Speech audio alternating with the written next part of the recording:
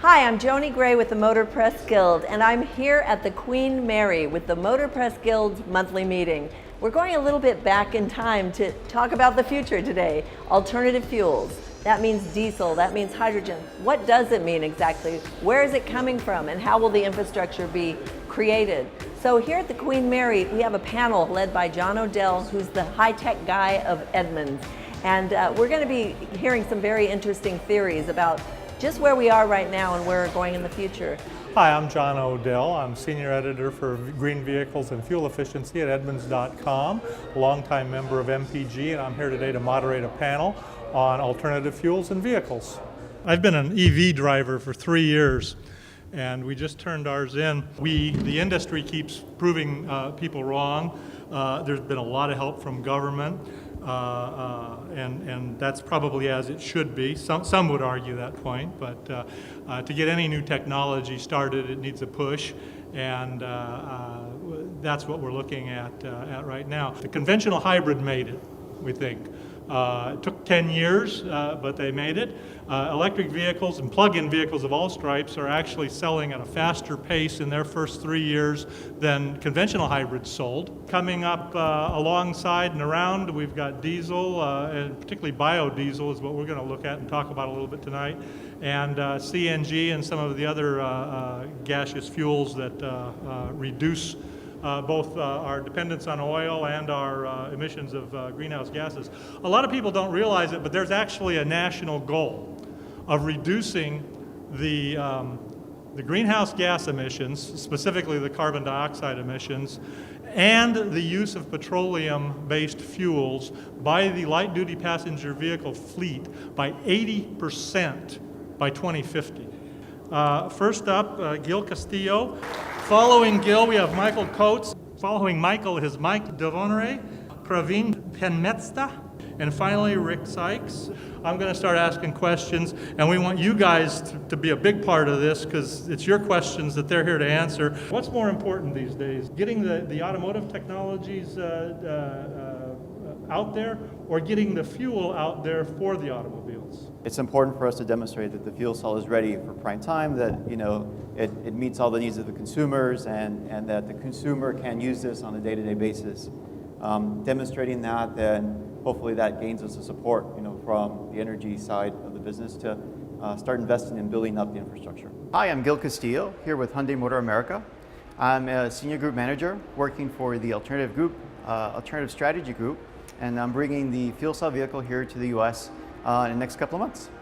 This is our first fuel cell vehicle here in the U.S. This is the Tucson fuel cell, which actually has been available in Europe from last year. Actually, the fueling side of things is one of the advantages of diesel, because every diesel vehicle is capable of running on biofuel. Biodiesel right now is available in different blends, B5, B20, B100. The trick right now is getting the quality of the fuel right. Diesel vehicles in California right now are running on that fuel. It's just not being labeled because it doesn't have to be, because it's the same as petrodiesel. So we see that as a great advantage. Michael Coates with the Diesel Technology Forum.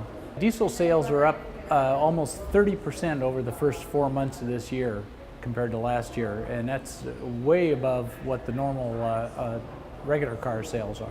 We do a lot of research with consumers, many of whom are some of those early adopters who've been driving these vehicles, a number of other ones who they're thinking about potentially being in the market. The traditional fueled gasoline vehicle it's not a problem that is offering many areas where people are saying, geez, if only the vehicle would start when it's cold. Well, it does. It only would work when it's hot. Well, it does.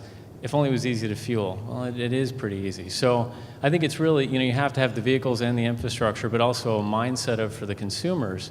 Hey, if the argument has to start with a big change in behavior from the consumers, that's just going to be a really hard road to hoe, and that all needs to be considered together with infrastructure and the vehicles themselves.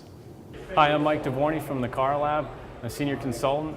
The work I do there relates to alt-fuel vehicles and future vehicle programs.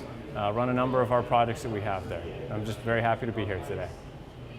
We know very little right now about what the use case is. I feel like for the last 5-10 years, we've been solving for the product instead of the use case, right? We've been trying to make copies of old technology, putting some new technology into it, putting it in the consumer's hands and wondering why they are not working. We do these small studies where both the infrastructure and the technology are put in the consumer's hands.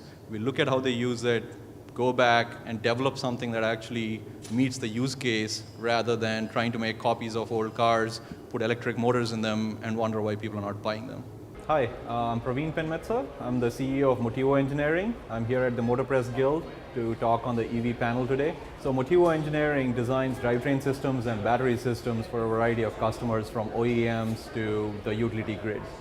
Well, I'd like to argue that we already have the chicken and the egg. We have some infrastructure, at least in Southern California. We have a great deal of infrastructure that wasn't here just a few years ago. There's certainly a shortage of hydrogen stations, biodiesel, ethanol, but we have natural gas. You can get electricity anywhere, and the vehicles are available. I think that as more people buy them, the prices will come down, they'll be more affordable, and then more people will buy them. When you look at the volumes of vehicles that are sold with alternative fuels, it's just a very small drop in the bucket compared to gasoline vehicles that we sell a year. And I think it's more of an education than the resources that are already out on the street. Hi, I'm Rick Sykes, the Fleet Superintendent for the City of Santa Monica, and I'm here at the Motor Press Guild to talk about our alternative fuels program.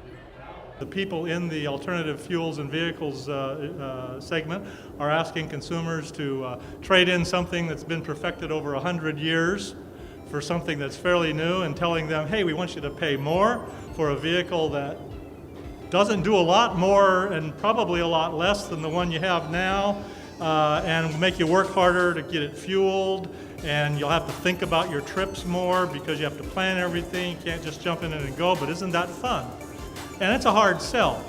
Okay, I think that's probably going to do it for the panel, so that you guys can go eat and drink and have fun.